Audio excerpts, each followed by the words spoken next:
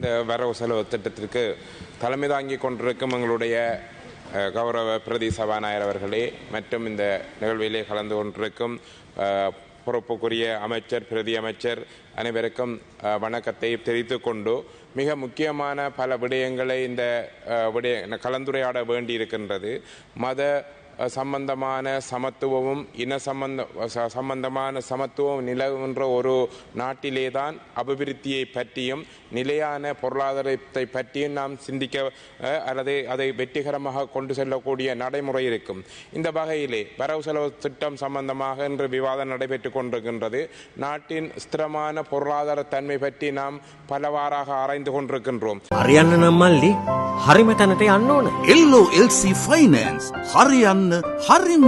அந்த வகையிலே 13,000 மில்லியனுக்கும் அதிகமான அளவிலே இந்த எங்களுடைய பௌத்த சாசன மத நல்லிணக்க துறைக்கு ஒதுக்கப்பட்டிருக்கின்றது.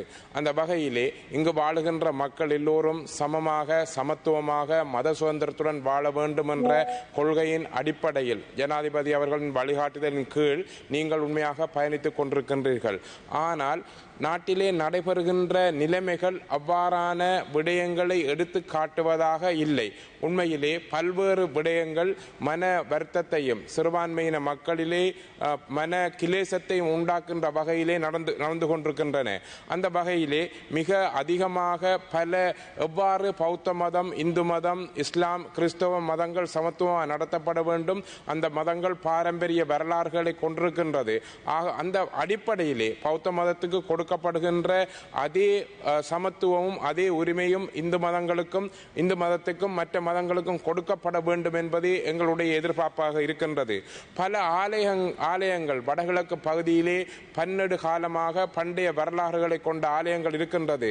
அவற்றின் தொன்மைகளை பாதுகாக்க வேண்டிய பொறுப்பும் அவற்றை புனர்நிர்மாணம் செய்ய வேண்டிய பொறுப்பும் இந்த பௌத்த சாசன அமைச்சுக்கு அல்லது மத அமைச்சுக்கு இருக்கின்றது. உதாரணமாக மட்டக்களப்பு மாவட்டத்தை எடுத்துக்கொண்டால் பல ஆலயங்கள், தாந்தாமலை ஆலயம் பல வரலாறுகளை கொண்டது. பன்னெடு காலமாக அரச மற்றும் அந்த தமிழர்களின் வரலாற்றை பறைசாற்றியிருக்கின்ற இடம்.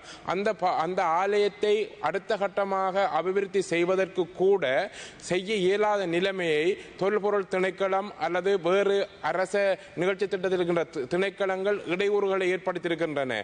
மற்றும் கொக்கட்டிச்சோலை, சித்தாண்டி, அடுத்தது திருக்கோயில் தம்பிலுவில் முருகன் கோயில் போன்ற, மண்டூர் முருகன் கோயில், வெறுகல் முருகன் கோயில் போன்ற பல ஆலயங்கள் பன்மைய தொண்டு வரலாறுகளை கொண்டிருக்கின்றன. அவற்றுக்கான ஒதுக்கீடுகள், அவற்றை புனர்நிர்மாணம் செய்கின்ற எந்த விதமான விடயங்களும் கடந்த காலங்களிலே பாரிய அளவிலே முன்னெடுக்கப்படவில்லை. மட்டக்களப்பு மாவட்டத்திலே 400-500 வருடங்களுக்கு மேற்பட்ட கிறிஸ்தவ ஆலயங்கள் கூட இருக்கின்றன. அவற்றுக்கான ஒதுக்கீடுகள் கூட அந்த இடங்களிலே செய்யப்படவில்லை. ஆனால் அவற்றுக்கு சமாந்தரமாக அண்மையிலே கபரணையிலே இருக்கின்ற ஒரு இந்து ஆலயத்தின் முன்பாக ஸ்ரீலங்கா வேலை திட்டத்தின் அடிப்படையிலோ ஏதோ ஒரு திட்டத்தின் கூட ஒரு பஸ் பேருந்து நிலையத்திலே தரிப்பிடம் அமைக்கப்பட்டு அந்த ஆலயத்தின் முகப்பு மறைக்கப்பட்டு இந்து மக்களின் ஒரு மன துன்பத்தை ஏற்படுத்துகிற நிகழ்வு நடந்திருக்கின்றது. இவ்வாறான நிகழ்வுகள் எவ்வாறு அரசாங்கத்தின் சமதர்மமான சமத்துவ கொள்கையிலே நம்பிக்கை ஏற்படுத்தும் என்ற விடயத்தை நாங்கள் நோக்க வேண்டும். இந்து மக்களின் அல்லது கிறிஸ்தவ மக்களின் அல்லது முஸ்லிம் மக்களின் மனத்திலே ஒரு பயத்தையும் ஒரு நம்பிக்கையினத்தையும் ஏற்படுத்துகின்ற எந்த விதமான செயற்பாடுகளையும் உங்கள் அரசு செய்யாது என்று நாங்கள் நினைக்கின்றோம். ஆகவே இந்த வேலை திட்டங்களை செய்தவர்கள் யார், இதற்கான அதிகாரங்களை வழங்கியவர்கள் யார், இதற்கான நடவடிக்கைகள் என்ன என்பதையும் நாம் இந்த இடத்திலே அமைச்சரிடம் நாம் வினாவிருக்கின்றோம். ஆகவே பல்வேறு வகையான பண்டைய தொன்மைய வரலாற்றுகளை கொண்ட இந்து சமயமும் அதற்கான செயற்பாடுகளுக்கான முன்னுதாரணங்கள் மூலம் கட்டியெழுப்பப்பட வேண்டும். எமது வடகிழக்கு பிரதேசத்திலே பல ஆலயங்கள் இருக்கின்றன. தமிழ் பாரம்பரியத்தையும் இந்து பாரம்பரியத்தையும் அவை பாதுகாப்பதற்கான எந்த நிகழ்ச்சி திட்டங்களை இந்த வரவு செலவு திட்டத்தில் நீங்கள் முன்னெடுத்திருக்கின்றீர்கள். ஆனால் பல வகையான திட்டங்கள், பல்வேறு வகையான நிதி ஒதுக்கீடுகள் இருந்தும் எமது பண்டைய கலாச்சாரத்திலே பண்டாரவன்னியன், சங்கிலியன், மட்டக்களப்பு பகுதியிலே ஆடல் உலக நாச்சியார் பாரதியார் ஆகியோர்கள் பிரதானமாக போற்றி பாதுகாத்த அந்த கலாச்சார பொக்கிஷங்களை பாதுகாப்பதற்கான என்ன நடவடிக்கைகள் எடுக்கப்பட்டன என்பதை நாம் இந்த இடத்திலே கேள்வி எழுப்ப விரும்புகின்றோம். ஆகவே இவ்வாறான செயற்திட்டங்களை நீங்கள் முன்னெடுக்கின்ற பொழுது மாவட்டத்திலே இருக்கின்ற அந்த புத்திசாரி அறிவாளிகள் அல்லது அரசியல் சார்ந்த அரசியல் கட்சிகளின் பிரதிநிதிகளின் ஆலோசனைகளை கொன்று அவ்வாறான திட்டங்களை முன்னெடுக்க வேண்டும். மிக உதாரணமாக இந்த தொல்பொருள் விடயத்திலே மிக பாரிய அநீதியை கடந்த காலங்களிலே தமிழ் மக்கள் எதிர்கொண்டு வருகின்றார்கள். எமது சக பாராளுமன்ற உறுப்பினர் கூட வடக்கு பகுதியிலே நேர்ந்த அவலங்களை மிக தெளிவாக எடுத்துக்கொண்டார்.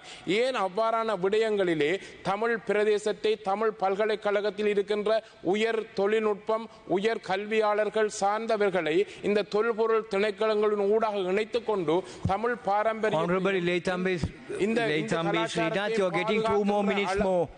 பாதுகாக்கின்ற அளவு உங்களுடைய செயற்பாடுகள் அமைந்திருக்க வேண்டும் என்பதே எமது எதிர்பார்ப்பாக இருக்கும்.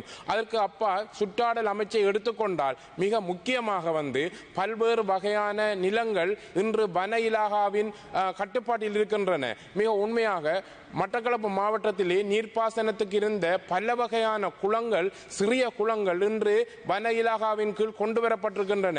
சிறிய பயிற்சிகை நிலங்களுக்கு நீர் பாய்ச்சுவதற்கோ அந்த இடங்களிலே மீன்களை வளர்ப்பதற்கோ கூட செய்ய முடியாத ஒரு இக்கட்டான நிலை ஏற்பட்டிருக்கின்றது. இந்த விடயங்களை நீங்கள் எவ்வாறு தீர்க்கப் போகின்றீர்கள்? எமது நாடு பொருளாதாரத்தில் முன்னேற்ற வேண்டும், உற்பத்தியை பெருக்க வேண்டும் என்று கௌரவ ஜனாதிபதி அவர்கள் உரையாற்றுகின்றார். அந்த செயற்திட்டங்களை நீங்கள் எவ்வாறு அமைச்சுகளின் ஊடாக கொண்டு செல்ல இருக்கின்றீர்கள்? மட்டக்களப்பு மாவட்டத்திலே நாங்கள் பார்த்தால் பல நூற்றுக்கணக்கான குளங்கள் இன்று வன இலாகா திணைக்களத்தின் கீழ் கொண்டு வரப்பட்டிருக்கின்றது. அவற்றிலே எங்களுடைய விவசாய செய்ய முடியாத நிலை இருக்கின்றது. மீன்வளத்துறை எடுத்தால் தனியே கடல் வளத்தை கொண்டு மட்டும் நாங்கள் மீன் உற்பத்தியை செல்ல முடியாது. உள்ளூர் உற்பத்தியை மேம்படுத்த வேண்டும் என்றால் சிறு குளங்களிலே மீன்பிடியை மேம்படுத்த வேண்டிய தேவை இருக்கின்றது. அதற்கு வன இலாகா மறுக்கின்றது. அவ்வாறான செயற்திட்டங்களை உடனடியாக உங்கள் அமைச்சின் ஊடாக ஆராய்ந்து மாவட்டத்திலே நீங்கள் ஏற்பாடு செய்யுங்கள். நாங்கள் உங்களுடன் பங்கு பெற்றுகின்றோம். மக்கள் பிரதிநிதிகள் மட்டுமல்லாத துறைசார் நிபுணர்களையும் அழைத்துக் கொள்ளுங்கள். இவற்றின் ஊடாக நாட்டின் உற்பத்தியை பெருக்கிக் கொள்ள முடியும். அது மட்டுமல்லாத மக்களின் மனங்களை கூட நீங்கள் உணர்ந்து கொள்ள வேண்டும். கடந்த ஜனாதிபதி தேர்தலிலும் பொது தேர்தலிலும் மக்கள் உங்களுக்காக பாரிய வாக்களிப்பை செய்திருந்தார்கள். ஆனால் வருகின்ற பிரதேச தேர்தலில் பல நம்பிக்கை இனங்களையும் பல அசௌகரியங்களை மக்கள் எதிர்கொண்டிருக்கின்றார்கள். இவற்றை நீங்கள் நிவர்த்தி செய்ய முயலாவிட்டால், அதற்குரிய நம்பிக்கையை தர முயலாவிட்டால் அந்த விளைவுகளை நீங்கள் பிரதேச ரீதியான தேர்தலில் எதிர்கொள்ள வேண்டும் என்ற செய்தியை நான் உங்களுக்கு சொல்லி வைக்க விரும்புகின்றேன். ஆகவே அது மட்டுமல்ல, இந்த வனஜீவராசிகள் சம்பந்தமாக பல்வேறு வகையான செயற்திட்டங்களை நாங்கள் அமைச்சருடனும் கலந்து ஆலோசித்திருக்கின்றோம். பல வேண்டுகோள்களை விடுத்திருக்கின்றோம். மிக முக்கியமாக யானை மனிதன் மோதல் என்பது பாரிய பிரச்சனையாக மட்டக்களப்பு மாவட்டத்தில் இருக்கின்றது. நாடு முழுக்க இருக்கின்றது, நாம் ஏற்றுக்கொள்கின்றோம். ஆனால் பாரிய அளவு அதுக்கான ஆளணி பற்றாக்குறை இருக்கின்றது. அமைச்சர் பேசும்போது கூட அதை நிவர்த்தி செய்வதாக நாடு முழுக்க திட்டங்கள் இருக்கின்றது என்று குறிப்பிட்டிருந்தார். ஆனால் எவ்வாறான செயற்பாடுகள் மட்டக்களப்பு மாவட்டத்தில் முன்னெடுக்கப்பட இருக்கின்றது? நாளாந்தம் இவற்றின் செயற்பாடுகளின் ஊடாக சொத்துக்களையும் வீடுகளையும் மனித உயிர்களையும் இழக்கின்ற இந்த நிலைமை ஏற்படுகின்றது. இதை தடுப்பதற்கான அரசாங்கத்தின் செயற்திட்டம் என்ன? மக்கள் பிரதிநிதிகள் என்ற அடிப்படையில் இந்த கூற்றுக்களை முன்வைக்கின்றார்கள். நாங்கள் தொடர்புடைய அதிகாரிகளை கேட்கின்ற பொழுது அவர்கள் ஆளணி பற்றாக்குறையையும் வள பற்றாக்குறையும் மிக பிரதானமாக சுட்டி காட்டுகின்றார்கள். நீங்கள் ஆட்சி பொறுப்பேற்று 100 நாட்களை கடந்து செல்கின்ற இந்த நிலைமையிலே இவற்றுக்கான செயற்திட்டங்களை ஏன் இன்னும் தாமதமான நிலையிலே இருக்கின்றது? கடந்த ஒரு கிழமைக்குள்ளே கிரான் பகுதியிலே ஒரு வீடு உடைக்கப்பட்டு அந்த பிரதேசம் தாக்கப்பட்டது. அதிகாரிகளை கேட்டபோது அவர்களுக்கு வாகன பற்றாக்குறை இருந்திருக்கின்றது. ஆகவே இவ்வாறான செயற்திட்டங்களை நிவர்த்தி செய்வதற்கான உங்களுடைய பொறுமுறையை மிக துரிதமாக நீங்கள் செயற்படுத்த வேண்டும். 100 நாட்கள் என்பது மிக அதிகமாக மக்களின் சேவைகளை செய்வதற்கு பயன்படுத்தப்பட வேண்டிய நாட்கள். அந்த காலப்பகுதியில் கூட முடிவெடுக்க முடியாத நிலைமையில் அல்லது செயற்திட்டத்தை கொண்டு செல்ல முடியாத நிலைமை ஏற்படுகின்ற பொழுது எவ்வாறான நம்பிக்கையை நீங்கள் மக்களுக்கு கொடுக்க இருக்கின்றீர்கள்? ஆகவே மிக தெளிவான ஒரு செய்தியை நாங்கள் இன்று சொல்ல வேண்டியிருக்கின்றோம். எங்களுடைய புத்த தர்மத்தை போதித்த எங்களுடைய புத்த பிரானின் கொள்கைகளை பின்பற்றுகின்ற நீங்கள் வந்து எல்லா மதங்களையும் சமத்துவமாக பார்க்கின்ற நிலைமையையும் அந்த மதங்களை வணங்குகின்ற மக்களை போற்றி பாதுகாக்கின்ற நிலைமையையும் உறுதிப்படுத்துவதற்கான நடவடிக்கைகள் என்ன எடுத்திருக்கின்றீர்கள்? எமது பிரதேசத்தில் நாளாந்தம் இவ்வாறான கோரிக்கைகள் வேண்டுகோள்கள் முன்வைக்கப்பட்டு கொண்டிருக்கின்றன. அவ்வாறான நிலைமைகளிலே எமது ஆலயங்கள் எமது பிரதேசத்திலே பல்வேறுபட்ட வகையான ஒரு சம வாய்ப்புகள் அற்ற நிலைமையில் இருக்கின்றது. ஆகவே பன்னெடுங்காலமாக மட்டக்களப்பு பிரதேசத்திலே பல வரலாறுகளை கொண்ட ஆலயங்களை புனரமைப்பதற்கான ஒரு உதவி திட்டத்தை ஆரம்பியுங்கள். எல்லா ஆலயங்களிலும் அவர்களுக்கான ஒரு நம்பிக்கையை தருகின்ற விடயங்கள் இந்த அரசு ஒரு சமத்துவமாக நடந்து கொள்ளும் என்ற நம்பிக்கையை உருவாக்குங்கள். அதற்கு அப்பால் வந்து எங்களுடைய பிரதேசத்திலே இந்த இயற்கை வளம் சம்பந்தப்பட்ட பல பிரச்சனைகளை நாங்கள் அமைச்சருடன் ஆலோசித்திருந்தோம். உதாரணமாக பல அதிகாரிகள் மிக முக்கியமான நெருக்கடியாக மட்டக்களப்பு மாவட்டத்தில் நாங்கள் காண்பது இந்த சுற்றாடல் அமைச்சின் ஊடாக அல்லது மற்ற அமைச்சுகள் ஊடாக நியமிக்கப்படுகின்ற அதிகாரிகள் மக்கள் தொடர்பு அற்றவர்களாகவும் அவர்களுக்கு மொழி சம்பந்தமான பிரச்சனைகளும் இருக்கின்றது. மக்கள் தங்களுடைய குறைகளை அவர்களுடன் கொண்டு செல்ல முடியாத நிலை இருக்கின்றது. அவர்களுக்கு அந்த கொண்டு செல்லுகின்ற அவர்கள் மொழி புரிந்திருந்தால்தான் அந்த மக்களுடைய பிரச்சனைகளை அவர்கள் அதை விளங்கிக் கொள்ள கூடியதாக இருக்கும். ஆகவே எதிர்வரும் காலங்களிலே நாங்கள் இங்கு வந்து இனவாதம் சம்பந்தப்பட்ட விடயங்களை கதைக்கவில்லை. அந்த பிரதேசத்தினுடைய மக்களின் நிலைமைகளை பற்றி நாம் தெளிவாக எடுத்துக் கூறுகின்றோம். இந்த அமைச்சின் விவாதத்திலே இன்னும் ஒரு விடயத்தையும் நான் மிக தெளிவாக சொல்ல வேண்டியிருக்கின்றது. அண்மை காலத்திலே கிழக்கு பல்கலைக்கழகத்திலே நியமிக்கப்பட்ட பேரவை உறுப்பினர்கள் எண்ணிக்கை ஒரு பெரிய பிரச்சனையாக மாறியிருக்கின்றது. காலங்காலமாக பேணப்பட்டு வந்த ஒரு இன வீதாசார முறை மாற்றியமைக்கப்பட்டு மிக அதிகளவாக சிங்கள மொழி பேசுபவர்கள் நியமிக்கப்பட்டிருக்கின்றார்கள். நாங்கள் இதை இனவாதம் சம்பந்தமாக பார்க்கவில்லை. ஆனால் அந்த பிரதேசத்தில் இருக்கின்ற பல்கலைக்கழகத்தின் வளர்ச்சிக்கு அவர்கள் எவ்வாறு பங்களிப்பு செய்ய முடியும்? இந்த அரசாங்கம் பல்வேறுபட்ட நடவடிக்கைகளின் மூலம் அரச செலவினங்களை குறைத்துக் கொள்வதாக அறிவித்திருக்கின்றது. ஆனால் மாவட்டத்துக்கு வெளியே இவ்வாறான உத்தியோகத்தர்கள் நியமிக்கப்படுகின்ற பொழுது அவர்கள் சராசரியாக 30,000 to 50,000 செலவு அவர்களுக்கு ஏற்படுகின்றது. ஆகவே 10 பேரவை உறுப்பினர்கள் வெளியிருந்தார் 5 லட்சம் செலவும் வருடத்துக்கு 60 லட்சம் செலவும் மேலதிகமாக இந்த அரசாங்கத்துக்கு இழப்பு ஏற்படுகின்றது. இவ்வாறான செலவினங்களை நீங்கள் பல விடயங்களிலே சுட்டிக்காட்டுகின்றீர்கள். கடந்த அரசாங்கத்திலே தேவையற்ற செலவுகள் செய்யப்பட்டிருக்கின்றது, வீண் விரயம் செய்யப்பட்டிருக்கின்றது என்று. இவ்வாறான நிலைமைகளிலே உங்களது செயற்பாடுகள் கூட இவ்வாறான தேவையற்ற வீண் விரயமான நடவடிக்கைகளை வெளிக்கொண்டு வருகின்றது. ஏன் மட்டக்களப்பு மாவட்டத்திலே தகுதியானவர்கள், ஊழலற்றவர்கள், படித்தவர்கள் பேரவை உறுப்பினர்களுக்கு இல்லையா? இதன் பின்னணியில் இருந்தவர்கள் யார்? இவ்வாறான சமத்துவமற்ற கொள்கையிலும் உங்களுக்கு அந்த பிரதேசத்திலே இருக்கின்ற நிலைமைகளையும் புரிந்து கொள்ளாமல் நியமனங்களை வழங்குகின்ற பொழுது மக்களின் மத்தியிலே கசப்பான உணர்வுகளையும் வெறுப்புகளையும் சம்பாதிக்க வேண்டிய நிலைமை ஏற்படும். இவ்வாறான பிரச்சனைகளை நீங்கள் எதிர்காலத்திலே மிக சரியான முறையில் இனங்கண்டு செய்யாவிட்டால் பாரிய வெறுப்புணர்வுகளை தமிழ் மக்கள் சார்பாகவும் தமிழ் முஸ்லிம் மக்கள் சார்பாகவும் இந்து முஸ்லிம் இஸ்லாம் மக்கள் சார்பாகவும் எதிர்கொள்ள வேண்டியிருக்கும். பாரிய வள பிரதேசங்களை கொண்ட இடம், பாரிய வரலாறுகளை கொண்ட மாவட்டம், பல்வேறு சுதந்திரத்துக்கு முன்னராக அல்லது ஐரோப்பியர்கள் ஆட்சிக்கு முன்னராக பல ஆட்சிகள் தமிழ் ஆட்சி நிலவிய இடம், உலக நாச்சியார் ஆண்ட இடம். அந்த பிரதேசத்துக்காக ஒரு தொல்பொருள் அந்த இடங்களுக்காக ஒரு திட்டமிடுதல் மூலம் தமிழ் தொல்லியலாளர்களை இணைத்துக் கொண்டு அவர்களின் ஊடாக எமது சமயத்தையும் அங்க இருக்கின்ற ஒரு சமத்துவமான முறையிலே உங்கள் ஜனாதிபதியின் திட்டத்தின் கீழ் முன்னெடுக்க வேண்டும். உங்கள் அரசாங்கத்தின் கொள்கைகள் மிக நன்றாக இருக்கின்றன, நாம் உண்மையாக வரவேற்றுகின்றோம்.